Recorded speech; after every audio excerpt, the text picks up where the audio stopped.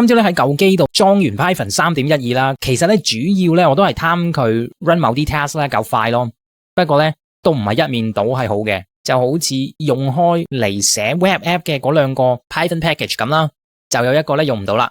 嗱咁當然啦，因為我係用舊 laptop 嚟裝 Python 3.12嘅，咁有機會係唔同 runtime environment 影響咯。咁如果你用新機嚟裝咧，就未必會出我嘅問題啦。咁首先咧，我先講咗我用開嘅 Night Sky 啦。一開始咧，我都冇理咁多噶啦，就咁 activate 完個 environment 之後咧，就 pip install Night Sky 啦。點知咧唔 work 喎，於是咧就 run 下啲 error message 啦。咁我就發現咗我舊機嗰個 C++ redistributable 咧舊得滯，咁我就走去 install 佢啦，滿以為咁樣就得啦。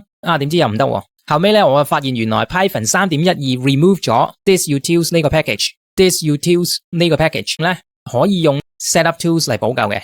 咁走去裝 setup tools 啦。不過咧結果都係唔得嘅。咁唯有決定放棄 Night Sky 啦。其實呢都有少少可惜嘅，因為咧 Night Sky 整 app 咧係簡單過另外一個 package 嘅。不過咧如果太難 set up 咧都冇辦法啦，唯有放棄啦。咁頭先咧提過 Flat 啦，佢主要嘅好處係可以一邊寫 app 一邊咧俾你睇翻個 app 出乜嘢嘅。呢個功能咧對於初學者又好，甚至係寫 app 嘅老手咧都真係好有用噶。不過咧裝咗 Python 3.12之後咧，要喺 Windows 入面 set up 翻 Flat 咧都有啲巧妙嘅。好似頭先咁講啦，setup tools 一定要裝啦。如果唔係咧，就算你裝到 Flat 咧，你都冇辦法用頭先講嗰個即時即係 real time preview feature 咯。仲有你行 Flat run 嘅時候咧，要記得喺你個 Python script 後面加翻 -r， 代表 recursively 重複咁樣咧 run 翻你個 Python script 嘅。咁 Python 3.12咧都係出咗唔係好耐啫，10月2號先出嘅。我相信咧好快就有人 fix 我上面所講嘅問題噶啦。不過咧暫時呢一刻咧，我諗我都唔會喺我部新機度裝咯。